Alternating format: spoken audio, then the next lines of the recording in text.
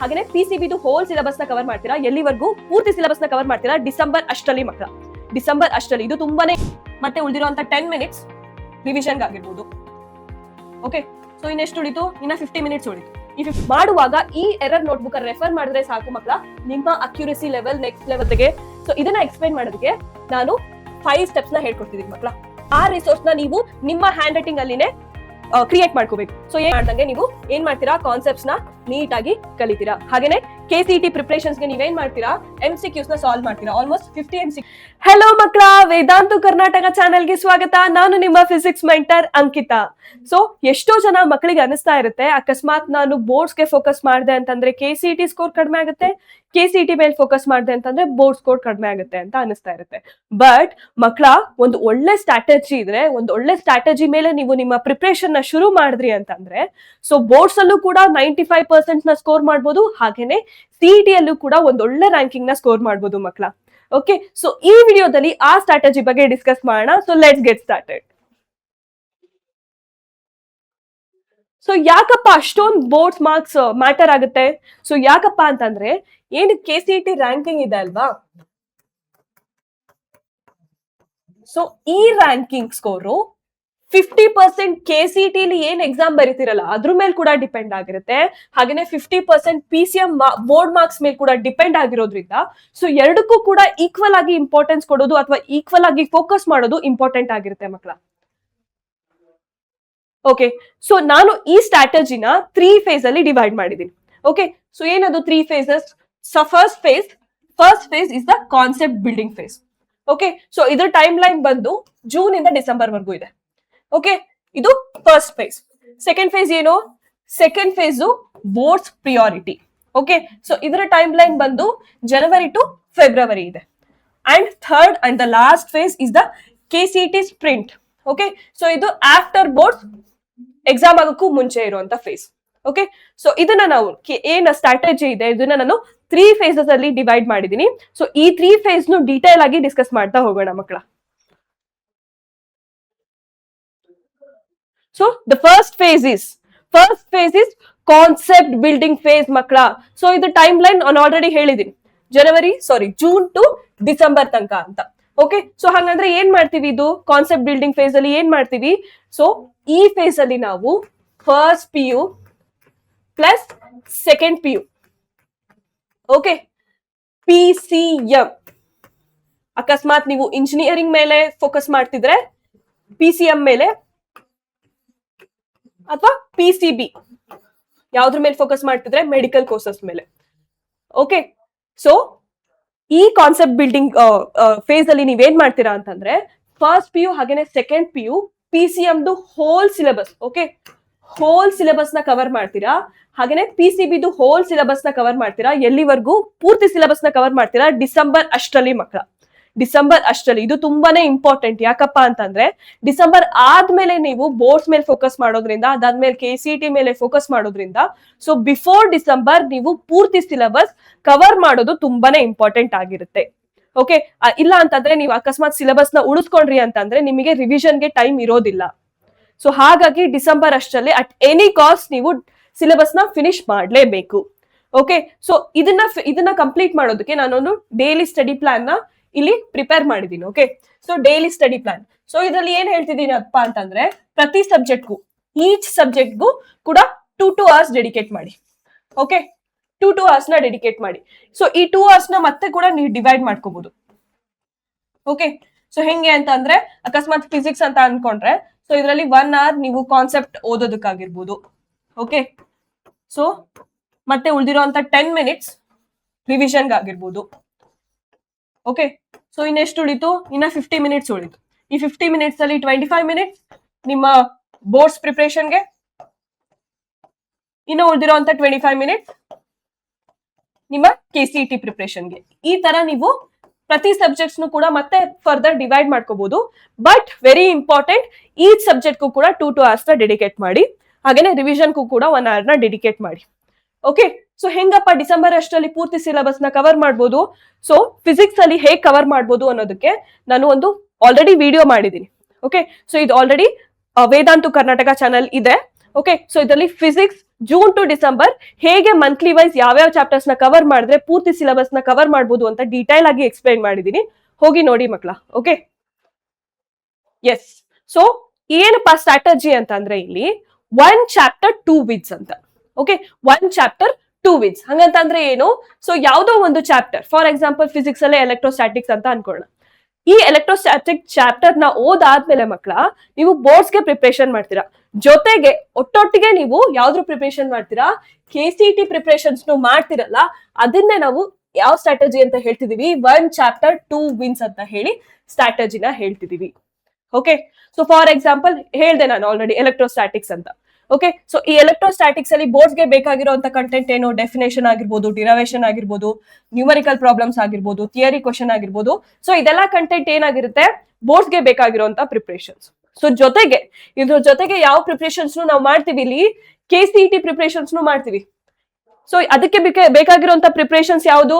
MCQs ನ solve ಮಾಡೋದಾಗಿರ್ಬೋದು, PYQs ನ ಸಾಲ್ವ್ ಮಾಡೋದಾಗಿರ್ಬೋದು, ಹಾಗೇನೆ ಶಾರ್ಟ್ ಕಟ್ಸ್ ನ ಡಿಸ್ಕಸ್ ಮಾಡೋದಾಗಿರ್ಬೋದು, ಹಾಗೇನೆ ಅಕ್ಯುರಸಿ ಸ್ಪೀಡ್ ಮೇಲೆ ಫೋಕಸ್ ಮಾಡೋದಾಗಿರ್ಬೋದು. ಸೊ ಜೊತೆಗೆ ಮಾಡ್ಕೊಂಡು ಹೋಗ್ತೀವಿ. ಓಕೆ, ಸೊ ಅದನ್ನ ನಾವು ಏನ್ ಸ್ಟ್ರಾಟಜಿ ಅಂತ ಹೇಳ್ತಿದೀವಿ? 1 ಚಾಪ್ಟರ್ 2 ವಿನ್ಸ್ ಅಂತ ಹೇಳಿ ಕರಿತಿದೀವಿ. ಓಕೆ, ಅರ್ಥ ಆಗ್ತಿದ್ಯಾ ಮಕ್ಕಳ? ಸೊ ಹೆಂಗಪ್ಪ ಮಾಡೋದು, ಹೆಂಗೆ ಕವರ್ ಮಾಡೋದು 1 ಚಾಪ್ಟರ್ ನ ಬೋರ್ಡ್ಸ್ KCET ಜೊತೆಗೆ? ಸೊ ಇದನ್ನ ಎಕ್ಸ್ಪ್ಲೈನ್ ಮಾಡೋದಕ್ಕೆ ನಾನು 5 ಸ್ಟೆಪ್ಸ್ ನ ಹೇಳ್ಕೊಡ್ತಿದೀನಿ ಮಕ್ಕಳ. Okay, 5 steps. ಸೊ ಈ 5 ಸ್ಟೆಪ್ಸ್ ನ ಫಾಲೋ ಮಾಡಿದ್ರೆ ಸಾಕು, ನಿಮ್ಮ ಬೋರ್ಡ್ಸ್ ಪ್ರಿಪರೇಷನ್ ಜೊತೆಗೆ KCET ಪ್ರಿಪರೇಷನ್ಸ್ ಕೂಡ ಒಟ್ಟೊಟ್ಟಿಗೆ ಆಗೋಗುತ್ತೆ. ಓಕೆ, ಸೊ ಏನದು 5 ಸ್ಟೆಪ್ಸ್? ಸೊ ಫಸ್ಟ್ ಸ್ಟೆಪ್, ಇದು ಫಸ್ಟ್ ಸ್ಟೆಪ್. ಸೊ ಈ ಫಸ್ಟ್ ಸ್ಟೆಪ್ ಅಲ್ಲಿ ನಾವೇನ್ ಮಾಡ್ತೀವಿ? Learn the concepts. ಸೊ ಒಂದು ಚಾಪ್ಟರ್ ಅಲ್ಲಿ ಇರುವಂತ ಎಲ್ಲಾ ಕಾನ್ಸೆಪ್ಟ್ಸ್ ಕೂಡ ಕಲಿತಾ ಬರ್ತೀವಿ. ಓಕೆ, ಸೊ ಅದ್ರಲ್ಲಿ ಇರೋಂತ ಥಿಯರಿನೂ ಕೂಡ ಏನ್ ಮಾಡ್ತೀವಿ? ಅರ್ಥ ಮಾಡ್ಕೋತೀವಿ. ಫಿಸಿಕ್ಸ್ ಗೆ ಬರೋದಾದ್ರೆ ಅದ್ರಲ್ಲಿ ಇರುವಂತ ಡಿರೈವೇಶನ್ ನ ಕಲಿತೀವಿ, ಕೆಮಿಸ್ಟ್ರಿಗೆ ಬರೋದಾದ್ರೆ ರಿಯಾಕ್ಷನ್ಸ್ ನ ಕಲಿತೀವಿ. ಓಕೆ, ಸೊ ಮ್ಯಾಥ್ಸ್ ಅಲ್ಲಿ ಅದ್ರಲ್ಲಿ ಬರುವಂತ ಪ್ರಾಬ್ಲಮ್ಸ್ ನ ಸಾಲ್ವ್ ಮಾಡ್ತೀವಿ. ಓಕೆ, ಸೊ ಈ ಫಸ್ಟ್ ಸ್ಟೆಪ್ ಅಲ್ಲಿ ಏನೇನೆಲ್ಲ ಫೌಂಡೇಶನ್ ಇದೆ ಆ ಚಾಪ್ಟರ್ ಅಲ್ಲಿ ಅದನ್ನೆಲ್ಲ ಏನ್ ಮಾಡ್ತೀವಿ? ಕಲಿತಾ ಬರ್ತೀವಿ ಮಕ್ಕಳ. Okay, so this is the first step, is the foundation step ಅಂತ ಹೇಳಿ ಕರಿಬಹುದು. ಓಕೆ, ಫಸ್ಟ್ ಸ್ಟೆಪ್ ಅಲ್ಲಿ ಒಂದು ಚಾಪ್ಟರ್ ಅಲ್ಲಿ ಇರುವಂತಹ ಪೂರ್ತಿ ಕಾನ್ಸೆಪ್ಟ್ಸ್, ಪೂರ್ತಿ ಥಿಯರಿನ ನೀಟಾಗಿ ಅರ್ಥ ಮಾಡ್ಕೋತೀವಿ ಫಸ್ಟ್ ಸ್ಟೆಪ್ ಅಲ್ಲಿ. ಓಕೆ, ಸೊ ಹಂಗಂದ್ರೆ ಸ್ಟೆಪ್ 2 ಏನು? ಸ್ಟೆಪ್ 2, ಈ ಸ್ಟೆಪ್ 2 ಅಲ್ಲಿ ನಾವು ಕಂಪ್ಲೀಟ್ ಆಗಿ ಮಕ್ಕಳ ಬೋರ್ಡ್ಸ್ ಮೇಲೆ ಫೋಕಸ್ ಮಾಡ್ತೀವಿ. ಓಕೆ, ಬೋರ್ಡ್ಸ್ ಮೇಲೆ. ಸೊ ಬೋರ್ಡ್ಸ್ ಗೆ ಬೇಕಾಗಿರುವಂತ ಇಂಪಾರ್ಟೆಂಟ್ ಕ್ವಶನ್ ಆಗಿರ್ಬೋದು, ಸೊ ಅದಕ್ಕೆ ಬೇಕಾಗಿರುವಂತ ಡಿರೈವೇಶನ್ಸ್ ಆಗಿರ್ಬೋದು, ಫಿಸಿಕ್ಸ್ ಗೆ ಬರೋದಾದ್ರೆ ಅಥವಾ ಮ್ಯಾಥ್ಸ್ ಅಲ್ಲಿ ಬರೋದಾದ್ರೆ ಪ್ರಾಬ್ಲಮ್ಸ್ ಆಗಿರ್ಬೋದು. ಓಕೆ, ಎಸ್, ಅದಕ್ಕೆ ಬೇಕಾಗಿರುವಂತ ಡಯಾಗ್ರಾಮ್ಸ್ ಆಗಿರ್ಬೋದು. ಸೊ ಇದ್ರ ಕಂಪ್ಲೀಟ್ ಆಗಿ ನಾವು ಸ್ಟೆಪ್ 2 ಅಲ್ಲಿ ಯಾವ್ದ್ರ ಮೇಲೆ ಫೋಕಸ್ ಮಾಡ್ತೀವಿ? ಬೋರ್ಡ್ಸ್ ಮೇಲೆ ಫೋಕಸ್ ಮಾಡ್ತೀವಿ. ಓಕೆ, ಇದರಲ್ಲಿ ಬರುವಂತ PYQ ಕ್ವಶನ್ಸ್ ಆಗಿರ್ಬೋದು, ಇದನ್ನೆಲ್ಲ ನಾವು ಡೀಟೇಲ್ ಆಗಿ ಸ್ಟೆಪ್ 2 ಅಲ್ಲಿ ಪೂರ್ತಿ ಬೋರ್ಡ್ಸ್ ಗೆ ಫೋಕಸ್ ಮಾಡಿ ಆ ಚಾಪ್ಟರ್ ಅಲ್ಲಿ ಬರುವಂತ ಪೂರ್ತಿ ಬೋರ್ಡ್ಸ್ ಇಂಪಾರ್ಟೆಂಟ್ ಎಲ್ಲಾನು ಕೂಡ ಕಲಿತಾ ಬರ್ತೀವಿ. ಓಕೆನಾ ಮಕ್ಕಳ? ಎಸ್. ಹಾಗಾದ್ರೆ ಸ್ಟೆಪ್ 3 ಏನ್ ಹೇಳುತ್ತೆ? ಸ್ಟೆಪ್ 3 ಏನ್ ಹೇಳುತ್ತೆ? ಈ ಸ್ಟೆಪ್ 3 ಅಲ್ಲಿ ಮಕ್ಕಳ ನಾವು ಪೂರ್ತಿಯಾಗಿ ಯಾವ್ದ್ರ ಮೇಲೆ ಫೋಕಸ್ ಮಾಡ್ತೀವಿ? KCET ಪ್ರಿಪರೇಷನ್ಸ್ ಮೇಲೆ ಫೋಕಸ್ ಮಾಡ್ತೀವಿ. ಓಕೆನಾ? ಸೊ ಒಂದು ಚಾಪ್ಟರ್ ಅಲ್ಲಿ ಬರುವಂತ ಕಾನ್ಸೆಪ್ಟ್ಸ್ ನ ಕಲ್ತಾಯ್ತು. ಓಕೆ, ಸೊ ಅದಕ್ಕೆ ಬೇಕಾಗಿರುವಂತ ಬೋರ್ಡ್ಸ್ ಪ್ರಿಪರೇಷನ್ಸ್ ಕೂಡ ಮಾಡಾಯ್ತು ಅಲ್ವಾ?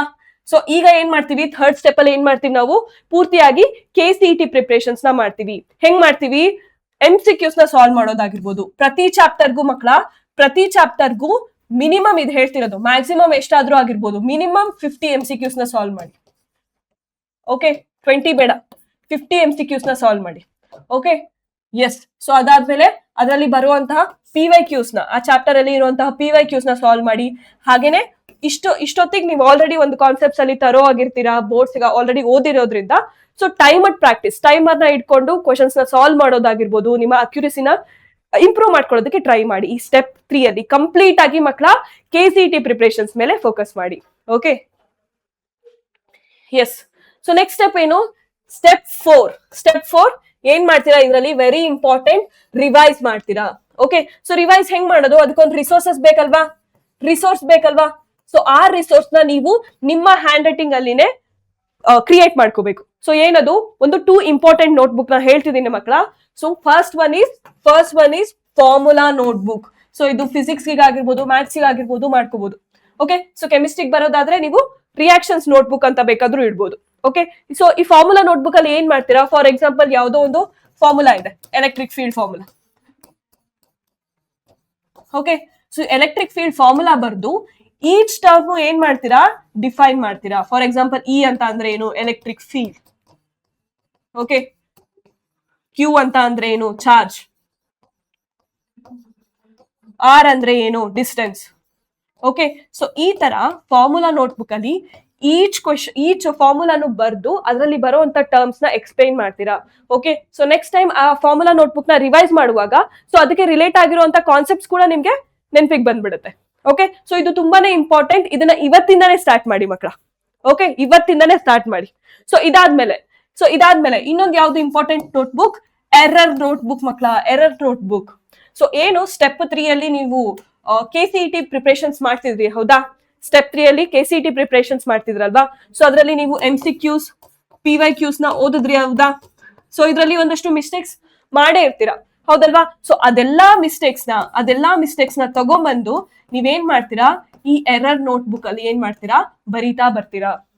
ಓಕೆ, ಸೊ ನೆಕ್ಸ್ಟ್ ಟೈಮ್ ಆ ಚಾಪ್ಟರ್ ನ ರಿವೈಸ್ ಮಾಡೋದಾಗಿರ್ಬೋದು, ನೆಕ್ಸ್ಟ್ ಟೈಮ್ ಮತ್ತೆ MCQs ನ ಸಾಲ್ವ್ ಮಾಡೋದಾಗಿರ್ಬಹುದು, ಮಾಡುವಾಗ ಈ ಎರರ್ ನೋಟ್ಬುಕ್ ರೆಫರ್ ಮಾಡಿದ್ರೆ ಸಾಕು ಮಕ್ಕಳ, ನಿಮ್ಮ ಅಕ್ಯುರಸಿ ಲೆವೆಲ್ ನೆಕ್ಸ್ಟ್ ಲೆವೆಲ್ ಹೋಗುತ್ತೆ. ಓಕೆ, ನಿಮ್ಮ ಅಕ್ಯುರಸಿ ಲೆವೆಲ್ ಹೈ ಆಗುತ್ತೆ. ಓಕೆ, ಸೊ ಹಾಗಾಗಿ ಇವತ್ತಿಂದನೇ ಈ ಫಾರ್ಮುಲಾ ನೋಟ್ಬುಕ್ ಹಾಗೇನೆ ಈ ಎರರ್ ನೋಟ್ಬುಕ್ ನ ಇಟ್ಟು ಇವತ್ತಿಂದಾನೇ ಫಾಲೋ ಮಾಡಿ ಮಕ್ಕಳ, ಇದು ತುಂಬಾನೇ ಯೂಸ್ಫುಲ್ ಆಗುತ್ತೆ ನಿಮ್ಗೆ. ಓಕೆ, ಸೊ ಹಾಗಿದ್ರೆ ಸ್ಟೆಪ್ 4 ಅರ್ಥ ಆಯ್ತು. ಸ್ಟೆಪ್ 5 ಏನು, ಲಾಸ್ಟ್ ಸ್ಟೆಪ್ ಏನ್ ಹೇಳುತ್ತೆ, ಚಾಪ್ಟರ್ ಟೆಸ್ಟ್. ಸೊ ಒಂದು ಚಾಪ್ಟರ್ ನ ಕಲ್ತಾಯ್ತು, ಕಾನ್ಸೆಪ್ಟ್ಸ್ ನ ಕಲ್ತಾಯ್ತು, ಬೋರ್ಡ್ಸ್ ಗೆ ಬೇಕಾಗಿರೋ ಪ್ರಿಪರೇಷನ್ ಆಯ್ತು, KCET ಪ್ರಿಪರೇಷನ್ಸ್ ಆಯ್ತು. The last step is test. So boards ಗೆ ಬೇಕಾಗಿರುವಂತ ಟೆಸ್ಟ್ ಆಗಿರ್ಬೋದು ಅಥವಾ KCET ಗೆ ಬೇಕಾಗಿರುವಂತ ಟೆಸ್ಟ್ ಆಗಿರ್ಬೋದು, ಅದನ್ನ ಏನ್ ಮಾಡಿ, ಚಾಪ್ಟರ್ ಟೆಸ್ಟ್ ನ ಕೊಡಿ. ಯಾಕಪ್ಪ ಅಂತ ಅಂದ್ರೆ, ಸೊ ಈ ಚಾಪ್ಟರ್ ಟೆಸ್ಟ್ ನ ಕೊಡೋದ್ರಿಂದ ನಿಮ್ಮ ವೀಕ್ ಕಾನ್ಸೆಪ್ಟ್ಸ್ ಯಾವುದು, ಓಕೆ, ಸೊ ಯಾವ ಕಾನ್ಸೆಪ್ಟ್ಸ್ ಅಲ್ಲಿ ವೀಕ್ ಇದರ, ಯಾವ್ದನ್ನ ಮತ್ತೆ ರಿವೈಸ್ ಮಾಡ್ಬೇಕು, ಇದೆಲ್ಲ ನಿಮಗೆ ಅರ್ಥ ಆಗೋದ್ರಿಂದ ಸೊ ಏನ್ ಮಾಡಿ, ಚಾಪ್ಟರ್ ಟೆಸ್ಟ್ ನ ಕೊಡೋದನ್ನ ಮಾತ್ರ ಮರಿಬೇಡಿ. ಓಕೆ, ಸೊ ಪ್ರತಿ ಚಾಪ್ಟರ್ಗೂ ಈ 5 ಸ್ಟೆಪ್ಸ್ ನ ಫಾಲೋ ಮಾಡಿ ನಿಮಗೆ ಒಂದೊಳ್ಳೆ ರ್ಯಾಂಕಿಂಗ್ ಅಥವಾ ಒಂದೊಳ್ಳೆ ಬೋರ್ಡ್ಸ್ ಅಲ್ಲಿ ಒಂದೊಳ್ಳೆ ಪರ್ಸೆಂಟೇಜ್ ಬರೋದ್ರಲ್ಲಿ ಏನು ಮಿಸ್ ಆಗೋದಿಲ್ಲ, ಬಂದೇ ಬರುತ್ತೆ without doubt. Okay, yes. So ಹಂಗಂತಂದ್ರೆ ಫೇಸ್ 1 ಎಂಡಿಂಗ್ ಅಷ್ಟರಲ್ಲಿ ನೀವ್ ಏನೆಲ್ಲ ಮಾಡ್ಬೇಕು, ಫೇಸ್ 1 ಅಂದ್ರೆ ಜೂನ್ ಇಂದ ಡಿಸೆಂಬರ್ ಅಷ್ಟರಲ್ಲಿ ನಿಮ್ ಕೆಲಸ ಏನು, ಜೂನ್ ಟು ಡಿಸೆಂಬರ್ ಅಷ್ಟರಲ್ಲಿ ನಿಮ್ಮ ಏನೆಲ್ಲ ಮಾಡಿರ್ಬೇಕು ಅಂತಂದ್ರೆ, ಕಂಪ್ಲೀಟ್ ಆಗಿ ಎಂಟೈರ್ ಸಿಲೆಬಸ್ ನ ಫಿನಿಶ್ ಮಾಡಿರ್ಬೇಕು. ಓಕೆ, ಸೊ ಎಂಟೈರ್ ಸಿಲೆಬಸ್ ನ ಫಿನಿಶ್ ಮಾಡಿರ್ಬೇಕು ಬಿಫೋರ್ ಡಿಸೆಂಬರ್. ಓಕೆ, ಸೊ ಅದಾದ್ಮೇಲೆ ಏನ್ ಮಾಡ್ಬೇಕು, ಸೊ ಸ್ಟಡಿ ಮಾಡೋದಕ್ಕೆ ರೆಫರೆನ್ಸ್ ಬೇಕಲ್ಲ, ಸೊ ಅದಕ್ಕೆ NCERT ಬುಕ್ಸ್ ನ ರೆಫರ್ ಮಾಡಿ. ಓಕೆ, ಅರ್ಥ ಆಗ್ತಿದ್ಯಾ? ಸೊ ಅದಾದ್ಮೇಲೆ ಈ ಫೇಸ್ ಅಲ್ಲಿ ನೀವೇನ್ ಮಾಡ್ತೀರಾ, ಕಾನ್ಸೆಪ್ಟ್ಸ್ ನ ಕಲಿತೀರಾ. ಜಸ್ಟ್ ಅದನ್ನ ಬೈ ಹಾರ್ಟ್ ಮಾಡಲ್ಲ, ಹೌದಲ್ವಾ? ಬೈ ಹಾರ್ಟ್ ಮಾಡ್ದಂಗೆ ನೀವು ಏನ್ ಮಾಡ್ತೀರಾ, ಕಾನ್ಸೆಪ್ಟ್ಸ್ ನ ನೀಟ್ ಆಗಿ ಕಲಿತೀರಾ. ಹಾಗೇನೆ KCET ಪ್ರಿಪರೇಷನ್ಸ್ ಗೆ ನೀವೇನ್ ಮಾಡ್ತೀರಾ, MCQs ನ ಸಾಲ್ವ್ ಮಾಡ್ತೀರಾ. ಆಲ್ಮೋಸ್ಟ್ 50 MCQs ನ ಸಾಲ್ವ್ ಮಾಡ್ತೀರಾ ಫಾರ್ ಎವ್ರಿ ಚಾಪ್ಟರ್. ಸೊ ಅದಾದ್ಮೇಲೆ ಏನ್ ಮಾಡ್ತೀರಾ, ಇದೆರಡು ಇಂಪಾರ್ಟೆಂಟ್ ಹೇಳ್ದೆ ನಾನು ನಿಮ್ಗೆ, ಹೌದಾ? ಫಾರ್ಮುಲಾ ನೋಟ್ಬುಕ್ ನ ಮೇಂಟೈನ್ ಮಾಡ್ತೀರಾ, ಅದಾದ್ಮೇಲೆ ಎರರ್ ನೋಟ್ಬುಕ್ ನು ಕೂಡ ಮೇಂಟೈನ್ ಮಾಡ್ತೀರಾ. ಸೊ ಈ ಫೇಸ್ ಅಷ್ಟರಲ್ಲಿ ಅದಾದ್ಮೇಲೆ ಸೊ 1 ವೀಕ್ ಆದ್ಮೇಲೆ ಒಂದಷ್ಟು ಚಾಪ್ಟರ್ ನ ನೀವು ಕವರ್ ಮಾಡಿದ್ರೆ, ಸೊ ವೀಕ್ಲಿ ಏನ್ ಮಾಡಿ, ಚಾಪ್ಟರ್ ಟೆಸ್ಟ್ ನ ತಗೊಳ್ಳಿ. ಸೊ ಡಿಸೆಂಬರ್ ಅಷ್ಟರಲ್ಲಿ ಮಕ್ಕಳ, ಸೊ ಇಷ್ಟು ಟಾಸ್ಕ್ ನೀವು ಕಂಪ್ಲೀಟ್ ಮಾಡಿರ್ಬೇಕು. Okay, yes. ಸೊ ಹಾಗಿದ್ರೆ ಫೇಸ್ 2 ಏನ್ ಹೇಳುತ್ತೆ, ಫೇಸ್ 2. ಸೊ ಫೇಸ್ 2 ಏನು, ಬೋರ್ಡ್ಸ್ ಪ್ರಿಯಾರಿಟಿ. ಸೊ ನಿಮ್ಮ boards, Karnataka boards usually Feb the last week ಅಥವಾ ಮಾರ್ಚ್ ಫಸ್ಟ್ ವೀಕ್ ಇಂದ ಯೂಶಲಿ ಎಕ್ಸಾಮ್ ಸ್ಟಾರ್ಟ್ ಆಗೋದ್ರಿಂದ, ಸೊ ಈ 2 ಮಂತ್ಸ್ ಏನ್ ಜನವರಿ ಫೆಬ್ರವರಿ ಏನಿದೆ, ಈ 2 ಮಂತ್ಸ್ ನೀವು ಕಂಪ್ಲೀಟ್ ಆಗಿ ಬೋರ್ಡ್ಸ್ ಮೇಲೆ ಫೋಕಸ್ ಮಾಡಿ. ಓಕೆ, ಸೊ ಕಂಪ್ಲೀಟ್ ಆಗಿ ಅಂತ ಹೇಳಲ್ಲ, ನಾನು ಟೈಮ್ ಡಿಸ್ಟ್ರಿಬ್ಯೂಟ್ ನ ಹೇಳಿದೀನಿ ಇಲ್ಲಿ. 70% ಅಷ್ಟು ನೀವು ಏನಕ್ಕೆ ಡೆಡಿಕೇಟ್ ಮಾಡಿ, ಬೋರ್ಡ್ಸ್ ಪ್ರಿಪರೇಷನ್ಗೆ ಡೆಡಿಕೇಟ್ ಮಾಡಿ. ಹಾಗೇನೆ 30% ಅಷ್ಟು ನಿಮ್ಮ ಟೈಮ್ ನ ಏನ್ ಮಾಡಿ, KCET ಪ್ರಿಪರೇಷನ್ಸ್ ಗೆ ಡೆಡಿಕೇಟ್ ಮಾಡಿ. ಓಕೆ, ಸೊ ಅಕಸ್ಮಾತ್ ಬೋರ್ಡ್ಸ್ ಅಲ್ಲಿ ಒಂದ್ ಒಳ್ಳೆ ಸ್ಕೋರ್ ಬಂತು ಅಂತಂದ್ರೆ, ಇದರಿಂದ ನಿಮ್ಮ KCET ರ್ಯಾಂಕಿಂಗ್ ಕೂಡ ಏನಾಗುತ್ತೆ, ಬೂಸ್ಟ್ ಆಗೋದ್ರಿಂದ. ಸೊ ಈ ಪೀರಿಯಡ್ ಅಲ್ಲಿ ನೀವು ಹೆಚ್ಚು ಬೋರ್ಡ್ಸ್ ಗೆ ಇಂಪಾರ್ಟೆನ್ಸ್ ಕೊಡಿ. Okay, yes. ಸೊ ಹಂಗಂತಂದ್ರೆ ಫೇಸ್ 2 ಅಲ್ಲಿ ನಿಮ್ಮ ಟಾಸ್ಕ್ ಏನಾಗಿರುತ್ತೆ, ಏನ್ ಟಾಸ್ಕ್ ನ ನೀವು ಫಿನಿಶ್ ಮಾಡ್ಬೇಕು, ಸೊ ಇದನ್ನೆಲ್ಲ ಮಾಡ್ಬೇಕು. ಸೊ ಇಲ್ಲಿ ಕಂಪ್ಲೀಟ್ ಆಗಿ ನೀವು ಬೋರ್ಡ್ಸ್ ಮೇಲೆ ಫೋಕಸ್ ಮಾಡೋದ್ರಿಂದ ಸೊ ಬೋರ್ಡ್ಸ್ ನ ಪ್ರೀವಿಯಸ್ ಇಯರ್ ಕ್ವಶನ್ ನ ಸಾಲ್ವ್ ಮಾಡೋದಾಗಿರ್ಬೋದು, ಅಥವಾ ಡಿರೈವೇಶನ್ ನ ಸಾಲ್ವ್ ಮಾಡೋದಾಗಿರ್ಬೋದು, ಫಿಸಿಕ್ಸ್ ಅಲ್ಲಿ, ಮ್ಯಾಥ್ಸ್ ಅಲ್ಲಿ ಪ್ರಾಬ್ಲಮ್ಸ್ ನ ಸಾಲ್ವ್ ಮಾಡೋದಾಗಿರ್ಬೋದು. Okay, yes. ಸೊ ಅದಾದ್ಮೇಲೆ ಡೆಫಿನೇಷನ್ ನ ರಿವೈಸ್ ಮಾಡೋದಾಗಿರ್ಬೋದು, ಫಾರ್ಮುಲಾ ನೋಟ್ಬುಕ್ ಇಟ್ಟಿರ್ತೀರಲ್ವಾ, ಸೊ ಅದನ್ನ ರಿವೈಸ್ ಮಾಡೋದಾಗಿರ್ಬೋದು. ಹಾಗೇನೆ ಡಯಾಗ್ರಾಮ್ಸ್ ನ ಫಿಸಿಕ್ಸ್ ಆಗಿರ್ಬೋದು, ಬಯೋಲಜಿ ಆಗಿರ್ಬೋದು, ಅದರಲ್ಲಿ ಬರುವಂತ ಡಿರೈವೇಶನ್ಸ್ ನ ಪ್ರಾಕ್ಟೀಸ್ ಮಾಡಿ. ಓಕೆ, ಸೊ ಅದಾದ್ಮೇಲೆ ವೆರಿ ಇಂಪಾರ್ಟೆಂಟ್ ಆನ್ಸರ್ ಪ್ರೆಸೆಂಟೇಷನ್ಸ್ ನ ಇಂಪ್ರೂವ್ ಮಾಡ್ಕೊಳ್ಳಿ. ಓಕೆ, ಆನ್ಸರ್ ಪ್ರೆಸೆಂಟೇಷನ್ ಹೆಂಗಪ್ಪ ಇಂಪ್ರೂವ್ ಮಾಡೋದು? ಅಕಸ್ಮಾತ್ ಏನಾದ್ರು ಕೀವರ್ಡ್ ಇತ್ತು ಅಂತಂದ್ರೆ ಅದನ್ನ ಅಂಡರ್ಲೈನ್ ಮಾಡೋದಾಗಿರ್ಬೋದು. ಓಕೆ, ಸೊ ಇನ್ನು ಫಿಸಿಕ್ಸ್ ಬರೋದಾದ್ರೆ ಡಿರೈವೇಶನ್ ಅಲ್ಲಿ ಲಾಸ್ಟ್ ಫಾರ್ಮುಲಾ ಇರುತ್ತೆ, ಅದಕ್ಕೆ ಬಾಕ್ಸ್ ಹಾಕೋದಾಗಿರ್ಬೋದು. ಓಕೆ, ಸೊ ಅದಾದ್ಮೇಲೆ ನ್ಯೂಮರಿಕಲ್ ಪ್ರಾಬ್ಲಮ್ಸ್ ಅಲ್ಲಿ ಲಾಸ್ಟ್ ಏನೋ ಒಂದು ವ್ಯಾಲ್ಯೂ ಬಂತು, ಅದಕ್ಕೆ ಬಾಕ್ಸ್ ಹಾಕೋದಾಗಿರ್ಬೋದು. ಓಕೆ, ಆಮೇಲೆ ಯೂನಿಟ್ ಬರೆಯೋದಾಗಿರ್ಬೋದು. ಓಕೆ, ಸೊ ಅದಾದ್ಮೇಲೆ ಡಯಾಗ್ರಾಮ್ಸ್, ಏನೋ ಒಂದು ಡಯಾಗ್ರಾಮ್ ಇದೆ ಅದನ್ನ ಲೇಬಲ್ ಮಾಡೋದಾಗಿರ್ಬೋದು. ಓಕೆ, ಸೊ ಇದೆಲ್ಲ ಪ್ರೆಸೆಂಟೇಷನ್, ನಿಮ್ಮ ಪ್ರೆಸೆಂಟೇಷನ್ಸ್ ನ ಇಂಪ್ರೂವ್ ಮಾಡ್ಕೊಳ್ಳಿ ಈ ಫೇಸ್ ಅಲ್ಲಿ. ಓಕೆ, ಸೊ ಅದಾದ್ಮೇಲೆ ಏನ್ ಮಾಡಿ, write full length tests. So physics ಗೆ ಫುಲ್ ಸಿಲೆಬಸ್ ಕವರ್ ಮಾಡಿರುವಂತ ಟೆಸ್ಟ್ ಆಗಿರ್ಬೋದು, ಕೆಮಿಸ್ಟ್ರಿ ಫುಲ್ ಲೆಂತ್ ಟೆಸ್ಟ್ ನ ಕೊಡಿ, ಮ್ಯಾಥ್ಸ್ ಗೆ ಫುಲ್ ಲೆಂತ್ ಟೆಸ್ಟ್ ನ ಕೊಡಿ. ಓಕೆ, ಸೊ ಈ ಫೇಸಸ್ ಅಲ್ಲಿ ಈ ಎಲ್ಲಾ ಟಾಸ್ಕ್ ನು ಕೂಡ ಫಿನಿಶ್ ಮಾಡೋದಕ್ಕೆ ಟ್ರೈ ಮಾಡಿ. Okay, S.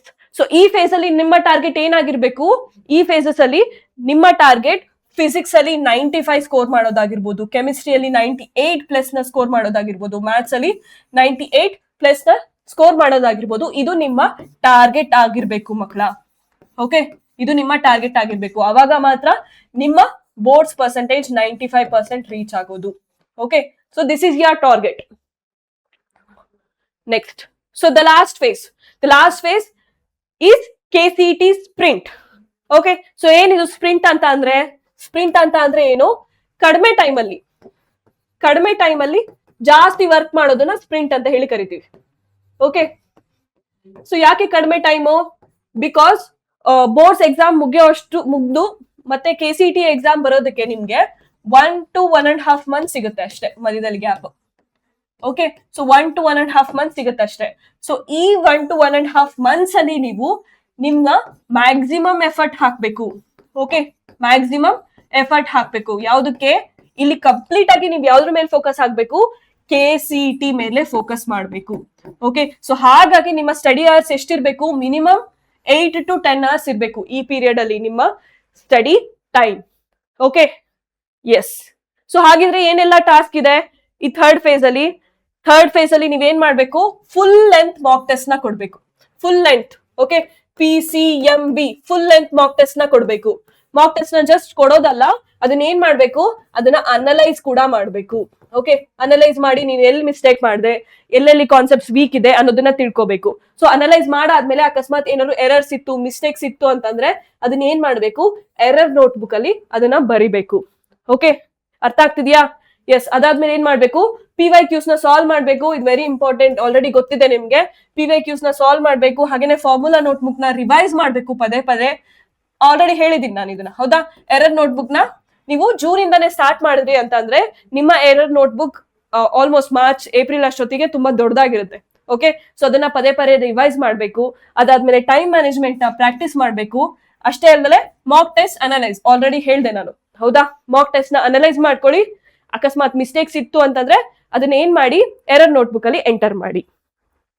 ಎಸ್. ಸೊ ಈ ಪೀರಿಯಡ್ ಅಲ್ಲಿ ನಿಮ್ಮ ಟಾರ್ಗೆಟ್ ಏನಾಗಿರ್ಬೇಕು? ಟಾರ್ಗೆಟ್ ಎಷ್ಟಿರ್ಬೇಕು? 150+. ಓಕೆ, ನಿಮ್ಮ ಟಾರ್ಗೆಟ್ 150+ ಇರ್ಬೇಕು. ಓಕೆ, ಸೊ ಆಗ ಮಾತ್ರ ನಿಮ್ಗೆ ಒಂದೊಳ್ಳೆ ರ್ಯಾಂಕಿಂಗ್ ಬರುವಂತ ಪಾಸಿಬಿಲಿಟಿ ಇದೆ. Okay, so this is your target. Okay, so ಎಲ್ಲಕ್ಕಿಂತ ಇಂಪಾರ್ಟೆಂಟ್ ಮಕ್ಕಳ, consistency is the key. Okay, so ನೀವು ಯಾವ್ದೋ ಒಂದು ಸ್ಟ್ರಾಟಜಿನ ಒಂದಿನ ಅಪ್ಲೈ ಮಾಡಿದ್ರೆ ಸಾಕಾಗಲ್ಲ. ದಿನ ಏನ್ ಮಾಡ್ಕೊಂಡ್ ಬರ್ಬೇಕು? ಆ ಕನ್ಸಿಸ್ಟೆಂಟ್ ಆಗಿ ಆ ಸ್ಟಡಿ ಪ್ಲಾನ್ ನ ಫಾಲೋ ಮಾಡ್ಕೊಂಡ್ ಬರ್ಬೇಕು. ಆವಾಗ ಮಾತ್ರ ನಿಮ್ಗೆ ಒಂದೊಳ್ಳೆ ರ್ಯಾಂಕಿಂಗ್ ಹಾಗೇನೆ ಒಂದೊಳ್ಳೆ ಸ್ಕೋರ್ ಬರುವಂತ ಪಾಸಿಬಿಲಿಟಿ ಇದೆ. ಓಕೆ, ಸೊ ಈ ವಿಡಿಯೋ ನಿಮ್ಗೆ ಇಷ್ಟ ಆಯ್ತು ಅಂತ ಅಂದ್ರೆ ಲೈಕ್ ಮಾಡಿ. ಹಾಗೇನೆ KCET ಗೆ ಬೇಕಾಗಿರುವಂತ ಗೈಡೆನ್ಸ್ ಗೋಸ್ಕರ ನೀವು ಫಾಲೋ ಮಾಡಿ ವೇದಾಂತು ಕರ್ನಾಟಕ ಚಾನೆಲ್.